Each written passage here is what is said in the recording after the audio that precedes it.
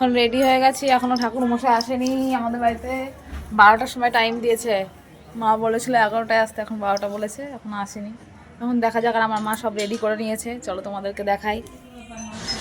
তো এই যে মা সব কিছু জোগাড় করে নিয়েছে পুরো একা হাতে, আমি কিছুই করিনি বলতে পারো।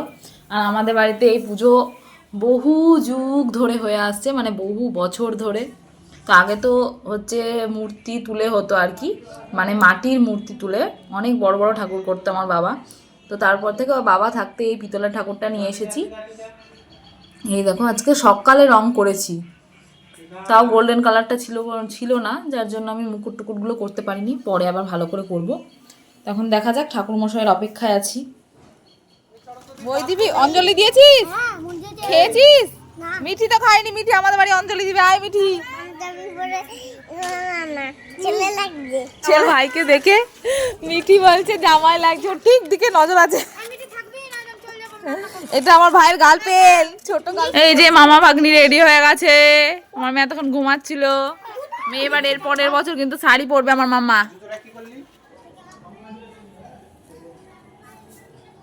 সর্বে সর্বকার্যেষু মাধব শ্রী মাধব ভাগ্য কামনার্থায় মনোগতা বিষ্ট সিদ্ধি পূর্বক বিদ্যা কামনার্থায় ওম শ্রী সরস্বতী দেবগত বিজবনা পুণ্যং দিবস্তাসুচং দিনারে রিনারে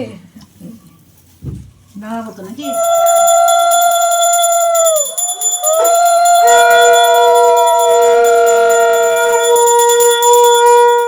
ফাইনালি পুজো কমপ্লিট হলো। এখন রান্না বান্না করবো। এই দেখো 1:31 বাজে, 1টার দিকে এসেছিলেন আমাদের ঠাকুরমশাই, অনেকক্ষণই পুজো করে। তো পুজো কমপ্লিট হয়ে গেছে, এখন রান্না বান্না করা হবে। কি কি করবো অবশ্যই তোমাদের সাথে শেয়ার করবো। এখন এই যে প্রসাদ তুলবো।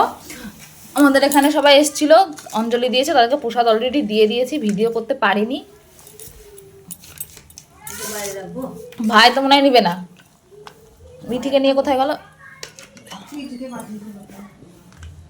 রান্না কমপ্লিট হয়ে গেছে, এই যে খেতে বসেছে সবাই। খিচুড়ি আর কি, বাঁধাকপি, পাঁপড় ভাজা, চাটনি সব আমি রান্না করেছি, আমার মা হেল্পিং হ্যান্ড।